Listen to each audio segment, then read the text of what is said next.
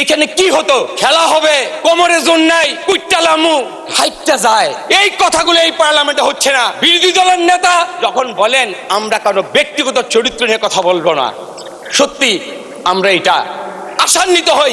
এই পার্লামেন্টটা ভাইব্রেন্ট হোক, এই পার্লামেন্টটা মানুষের হৃদয়ের কথা বলুক, আপনারা সবাই কিন্তু আমরা চাই।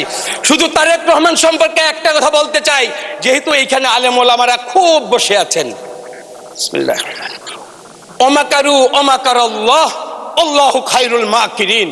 যতই করো মকরবাজি, আল্লাহ হলো উৎকৃষ্ট মহাকৌশলী এবং আল্লাহ তাআলার কৌশলটা হলো উত্তম। তারেক রহমানের বিরুদ্ধে ফ্যাসিস্টরা 16 বছর মিথ্যা বয়ান দিছে। এখনো যারা তারেক রহমানকে মনে করেছো বাংলাদেশের প্রধানমন্ত্রী হতে পারবে না, এইটাই হলো আল্লাহ তাআলার কৌশলী। আল্লাহ তাআলা মানুষের ভালোবাসায় সিক্ত করে উনাকে ইনশাআল্লাহ বাংলাদেশের প্রধানমন্ত্রী করেছেন, যা আমাদের কাছে আজকে বিদ্যমান। এই সংসদ সদস্যের কথাগুলো শুনে আমার কাছে এতটাই ভালো লাগছে। এই জন্য ভালো লাগছে, তারা অতীত ভুলে যায় নাই। অতীত ভুলে গেলে চলবে না, অতীত থেকে শিক্ষা নিয়ে দেশটা চালাতে হবে।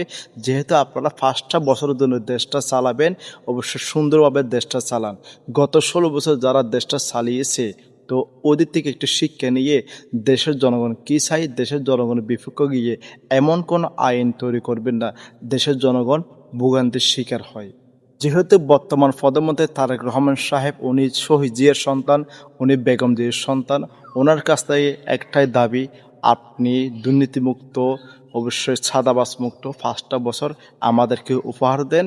আগামী নির্বাচনেতে আপনাকে ক্যাম্পেইন করতে হবে না, আমাকে দানশীল ভোট দেন, মানুষ খুশি হয়ে আপনাদেরকে ভোট দেবে, গ্যারান্টি দিলাম।